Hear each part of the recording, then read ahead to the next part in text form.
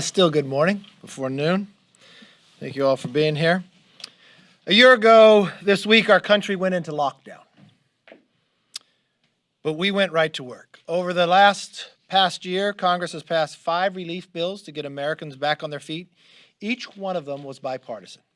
This week, Congress passed the 6th. It is the largest single spending bill in history. And the only bipartisan vote was the vote against the bill. Not one Republican voted for it. The question is why. This isn't about the virus. As you know, less than 9% is used to defeat the virus. It doesn't prioritize school openings. Most of the money for schools doesn't even go out till 2023. It pays people more to stay home than go back to work.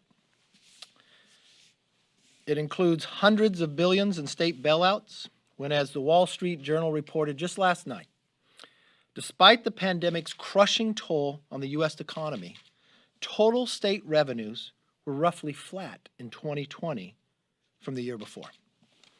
This isn't a relief bill. It's pretty much a payoff for Pelosi's political allies, and it will be the American people paying the bill. And as Pelosi and Biden try to convince the nation otherwise, the same 3 real priorities remain. We need to reopen every school in America.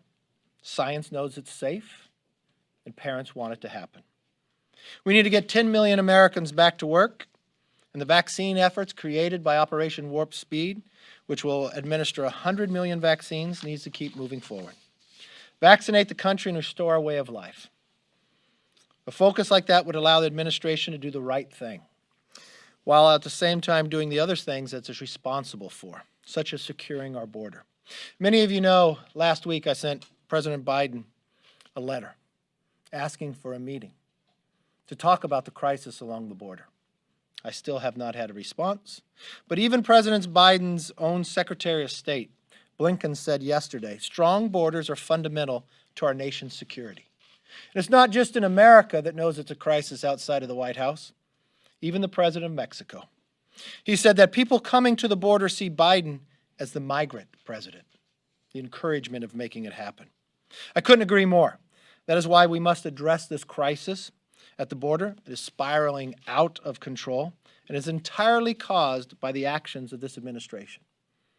In February alone, there were more than 100,000 migrants encounters, a 7-year high and 173% increase from the same time last year. Let's put that in perspective. In 1 month, 100,000. Those are the ones we encountered, not the ones that got through that people did not see. What does that equate to?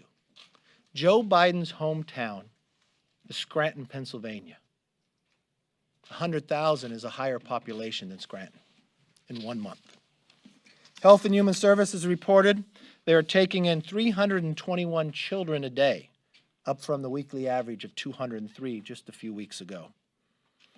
As I said, last week I sent the letter requesting a meeting to talk about the crisis. Haven't heard back. The American people also haven't gotten an update since it's been 50 days since the president has held a press conference. So on Monday, I'm going to the border.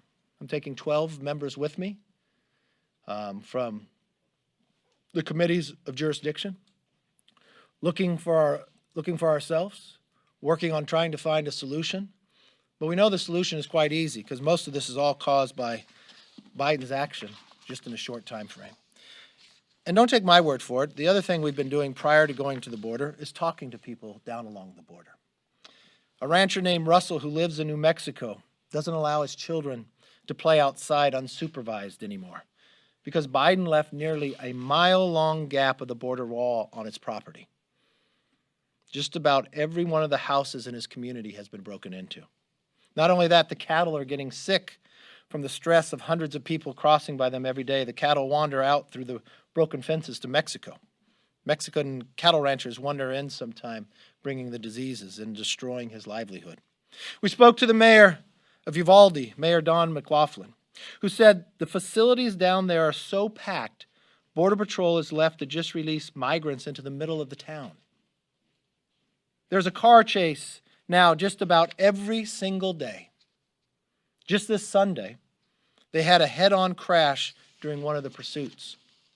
The migrants are sometimes armed, In the last 2 weeks, they've had to shut down the schools because armed migrants are out. In January, multiple officers were shot at. That's just this community. And a member of the Texas Farm Bureau told us on an acquaintance on his southern Arizona was just forced to move off his ranch because his 6-year-old daughter was missing.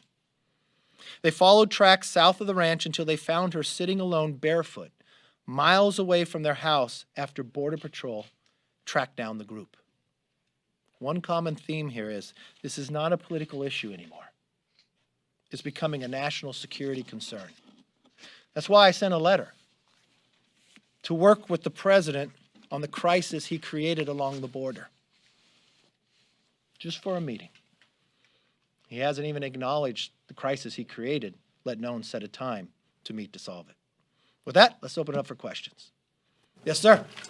I wonder if House Republican leadership anticipated Marjorie Taylor Greene's motion to adjourn yesterday, and if you have any thoughts on a statement she put out after 40 Republicans voted against it, slamming them as the 40 white flags of the Surrender Caucus and accusing them of working with Democrats to destroy America. We can always think Marjorie's going to do that. They kicked her off all committees. That's the only committee she has.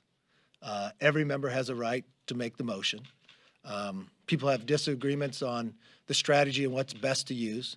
But there's a frustration on the floor, not just with Marjorie, not just with Republicans. I sat with a Democrat today to talk about policies, and she's very frustrated with the wall around the Capitol. You know, a lot of people say, are you going to the border to look at the wall? No, I could look right outside my window. The frustration of taking away the minority's right for a motion to recommit. It's been more than 100 years. The idea that now we sit where members, do they even come up and show for work because of proxies? Committee staff and committee work, is it even produced? A schedule that's never kept to, that you think you're going to have a district work period, and the next day they say, no, we're taking that back. Bills that come to the floor that never have a say in your own committee but affect your district. Yeah, there's frustration all around.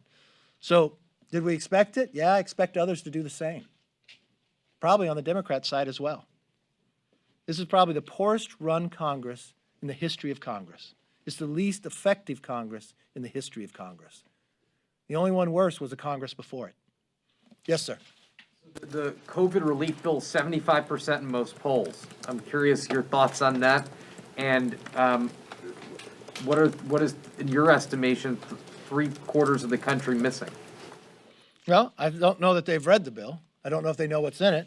I think when they find out that less than 9% of it goes to COVID, but in San Francisco that has a $650 million deficit, the city, 92% of their deficit will be taken care of. And they won't have to wait to 2023 like the schools have to get their money. They'll get their money now. So if you're part of the swamp, it's pretty positive. If you're a federal employee, you'll get $21,000. But if you're in the private sector, if your kids have been out of work, you're not going to get anything. If you're a state employee, they added it up. If you come in here illegally, you're going to have assistance when it comes to your health care. So I think as people read this, they're going to find out no. And I think if there's a correlation to it, I'd go back to, January 28, 2009? There were some same people at the White House that were in that administration that thought a stimulus bill was really going to turn the country around. It had about the exact same approval rating. A month later, it dropped 12 points. By the time November came around, more people thought Elvis was alive than the stimulus created a job. Why? Because they wrote the bill the exact same way. They rewarded their political friends instead of solving a problem. How do you call it a COVID bill when less than 9%? And you make it the single largest? Does it put, every time we've been able to do a bipartisan bill, what has changed? Administration.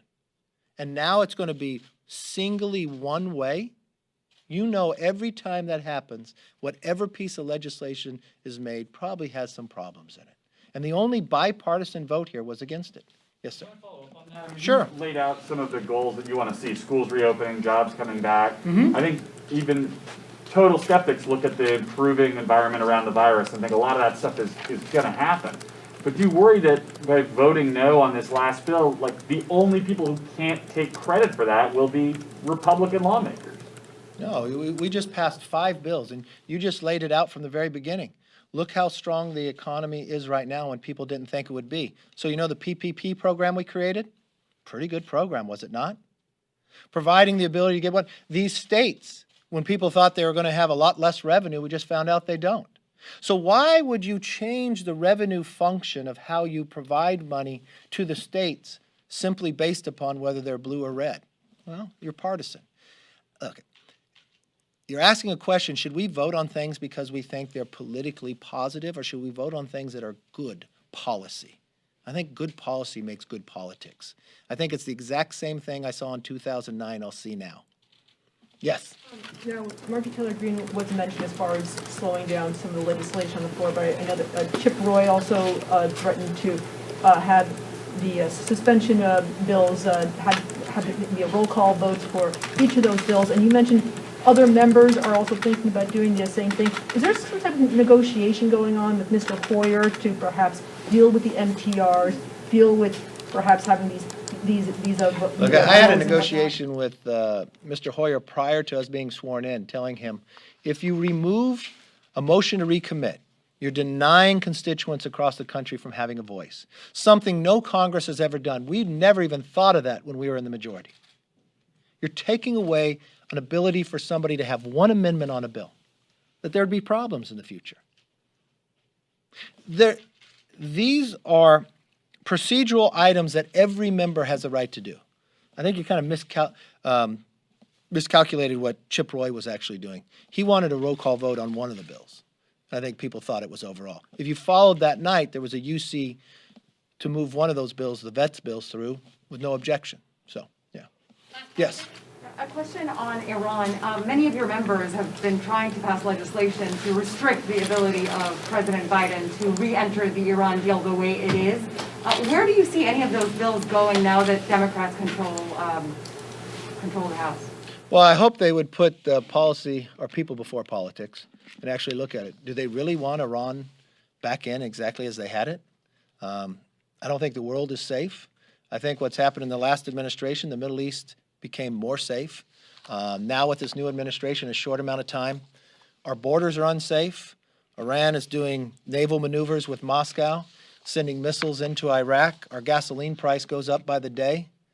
No one thought it'd be this much pain in such a short amount of time, but that's what happens when you have bad decisions. I'm hopeful that the Democrats would look and join with us and make America stronger and the world safer. Thank you all. Have a good weekend. Hey guys, did you know we have a podcast called WJ Live? The Western Journal's mission is to equip readers with the truth, and that's the same mission we have on WJ Live. You'll hear from writers, editors, and special guests on the most important topics of the day. You can watch us every day at 5 p.m. Eastern, 2 p.m. Pacific on youtube.com/WJ Live. While you're there, help us out by subscribing and hitting the bell so you don't miss any future episodes. See you there.